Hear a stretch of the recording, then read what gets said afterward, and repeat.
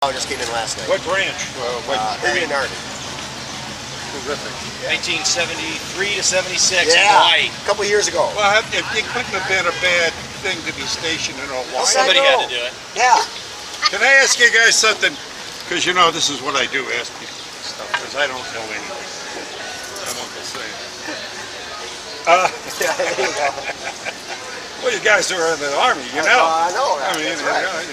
you work for me.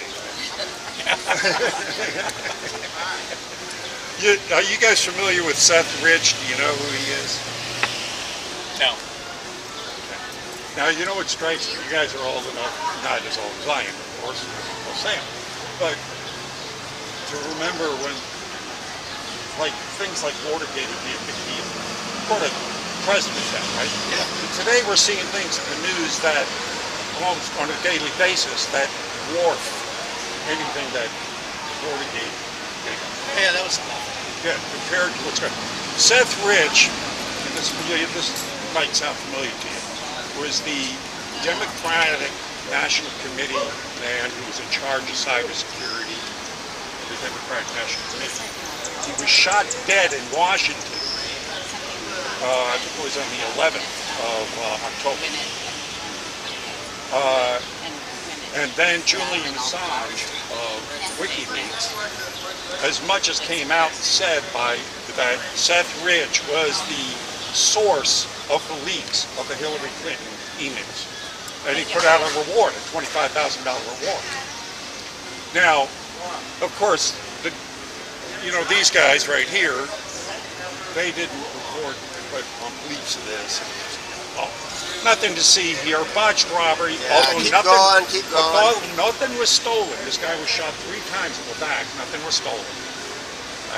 Botched robbery. Nothing to see here. 3 in the morning. Go home. That's why Hillary's in cuffs.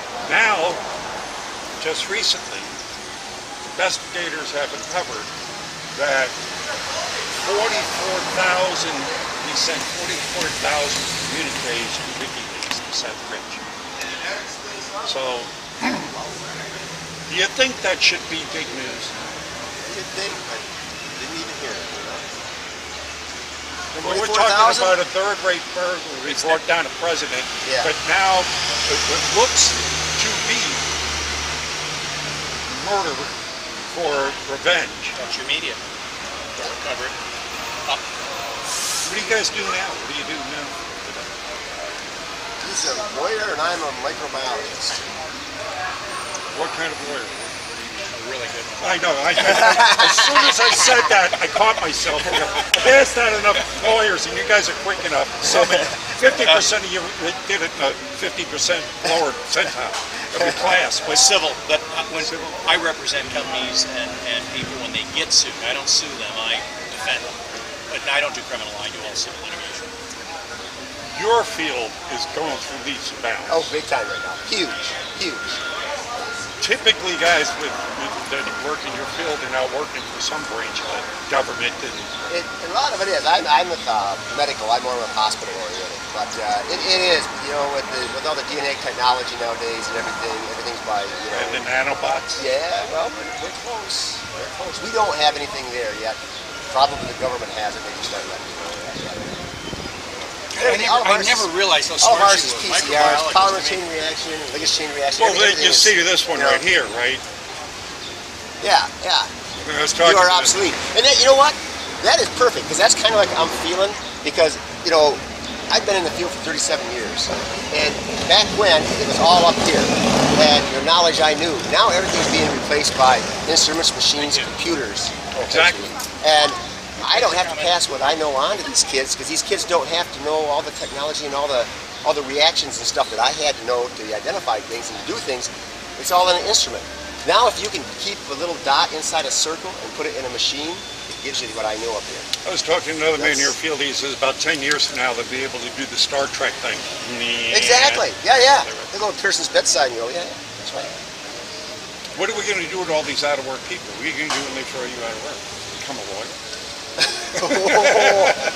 Yeah. No, that's okay. But you're used to it. I am used to it. I am used to it. That's what makes you a good lawyer. Yeah, you gotta have thick skin, right? Actually, I'll say thank you. I'm ready to retire. And I'm getting there. Somebody told a lawyer joke recently. thought they were offending me, and I kind of laughed at it. And they said, "Why would you laugh at it?" I said, "Look, You can't laugh at all jokes. jokes like that have some stereotypes. I mean, they'll have some basis in truth. So what you said was kind of funny. Yeah. Some idiot in California years ago, he's the head of the state bar, wanted to make telling a lawyer joke or doing a lawyer joke as a hate crime kind of thing. I'm thinking, what an idiot. That's why people don't like lawyers. Exactly. Yeah. Well, it's not that's the whole, not to bring up cliches, but they're true. It is the whole communist push of going along. It's part of the Sal Lewinsky making language a weapon. Yeah. And making everything offensive, like they took down the monument, taking down the monument. Right. I mean, do you guys want to come here and see what? A monument of what? A cell phone? Right. I mean, Yeah. what are they going to put in its place? So, you know, and I was just saying to the guy Yeah. on the bus, I said, you know, part of me gets it, but part of me doesn't, because it is our history, good or bad. It's our history. Right. And they've kind of co-opted this to make it all about hate, and it wasn't. Civil War was about so much more. No, the point is, what do you? Let's say I had, some of the ones that say, we should put up Martin Luther King. And I said, okay, he's a nice man, wonderful. But he was also a womanizer. Can I go ahead and claim that? I had a curator of a museum out there last week, who in Connecticut, and I says, well, do people come into your museum and like take that down? I'm offended this all the time. All the time. This is only in the news now, with the monuments, but I get this all the time. And if Connecticut, he was a bust out liberal. I mean, the purple hair, the whole nine yards. He was trying to straddle that line of him knowing history and having to take people on tours that didn't know jack shit about history.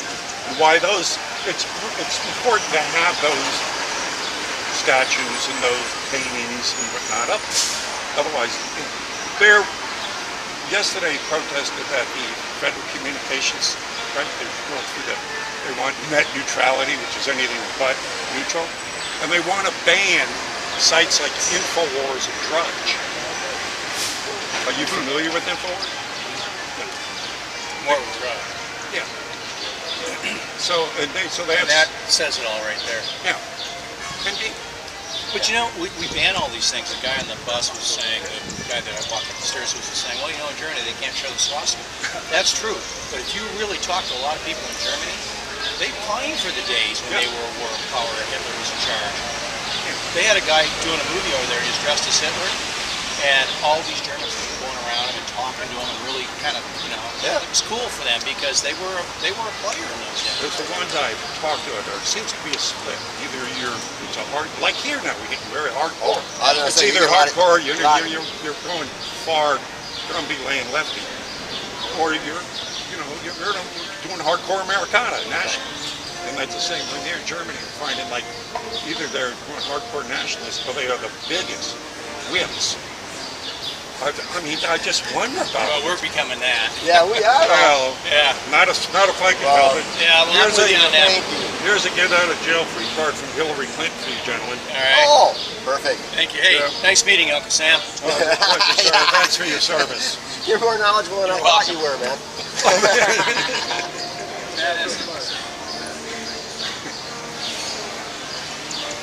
I talk to guys like that.